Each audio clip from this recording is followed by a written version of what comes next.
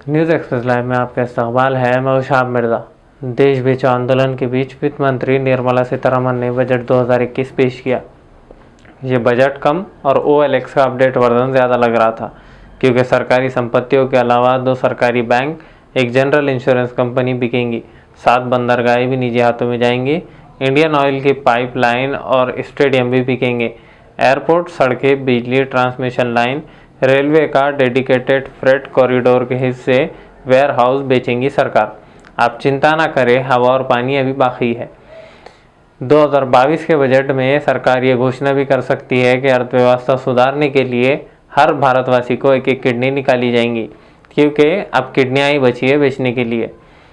Budget को ज़्यादा बुरा भी मत कहो और मान लो कि बजट अच्छा था, वरना 200-300 करोड़ रुपए विज्ञापनों में ये बताने के लिए खर्च कर दिए जाएंगे कि बजट अच्छा है। बजट में सरकार ने 75 साल के व्यक्ति को इनकम टैक्स नहीं देना पड़ेगा। बहुत बहुत अभिनंदन, सरकार ने पहली बार लाल कृष्ण आडवाणी के लिए कुछ किया है। एक बात मैंने गौर की है कि जब दुकान बंद होने वाली होती है तो दुकान का मालिक सारे सामान की सेल लगा देता है, जिसे स्टॉक क्लियरेंस सेल कहा जाता है। इससे बजट का कोई लेना देना नहीं है। बजट को सत्ता पक्ष आत्मनिर्भर भारत को शाश्वत बनाने का बजट बताता है, तो दूसरी तरफ विपक्ष दल मोदी सरकार पर जनता को धोखा देने का आरोप लगाया है। इस बीच केंद्रीय मंत्री रामदास अठावले ने शायराना अंदाज में इन लोगों पर हमला बोला है जो लोग बजट की आलोचना कर रहे हैं। अठावले का कहना है कि यह बजट जुमला नहीं बल्कि हर वर्ग को ध्यान में रखकर पेश किया गया। अठावले जी की तरह मेरे भी पेट में एक शेर कूदिया मार रहा था, तो आइए मुलाजा फरमाइए एक शेर। जेब में नहीं है बचत, जेब में नहीं है बचत, लो फिर आ गया बजट। अब आसान भाषा में थोड़ा बजट समझ लेते हैं। वित्त मंत्री ने कहा कि देश की आज़ादी के 75वें साल में हम 75 साल और उससे अधिक आयु के वरिष्ठ नागरिकों पर इनकम टैक्स रिटर्न भरने का बोझ कम करेंगे।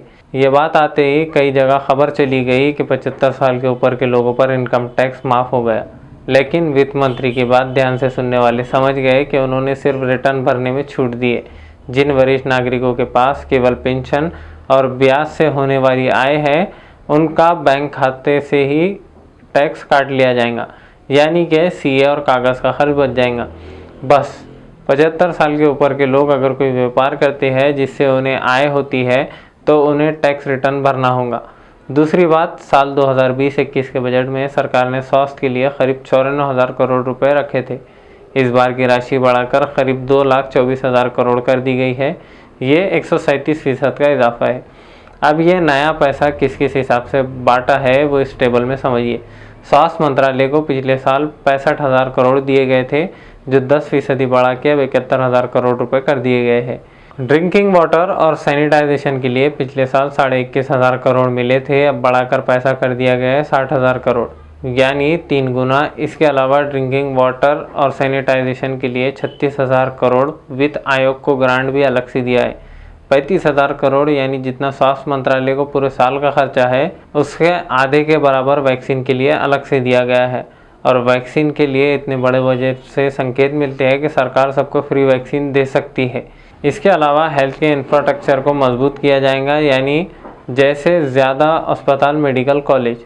निर्मला सीतारमण ने कहा कि गाँवों में 17,000 और शहरों में 11,000 हेल्थ और वेलनेस सेंटर खोले जाएंगे। क्या होगा इस सेंटर में? लोगों को मुफ्त दवाइयाँ मिलेंगी। छोटी बीमारियों के इलाज के लिए आप इन सेंटर्स में जा सकेंगे। टेस्ट करवाने की सुविधा भी यहाँ होती है। कहने का मतलब यह है कि इलाज के लिए आपको दूर नहीं जाना पड़ेगा।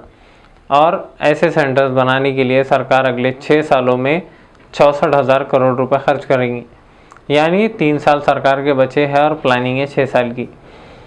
वहीं देश भर के 15,000 सरकारी स्कूलों की गुणवत्ता बढ़ाई जाएंगी। देश भर में राज्य सरकारों, NGO और प्राइवेट सेक्टर की मदद से 100 नए सैनिक स्कूल खोले जाएंगे। अनुसूचित जाति के 4 करोड़ छात्र छात्राओं को आर्थिक मदद दी जाएंगी और 6 साल में 35,000 करोड़ रुपए खर्च करने का अनुमान है। आदिवासी इलाकों में 758 स्कूल बनाए जाएंगे। वित्त मंत्री ने हायर एजुकेशन कमीशन के लिए इस साल कानून लाने की बात कही है। ऐसा हायर एजुकेशन कमीशन बनाने का जिक्र 2019-20 के भाषण में भी था और लेह में सेंट्रल यूनिवर्सिटी बनाई जाएंगी। अपने बजट भाषण में वित्त मंत्री ने वॉलेंट्री व्हीकल स्क्रैपिंग पॉलिसी का नाम लिया, यानी पुराने वाहनों को कबाड़ खाने में भेजने की पॉलिसी।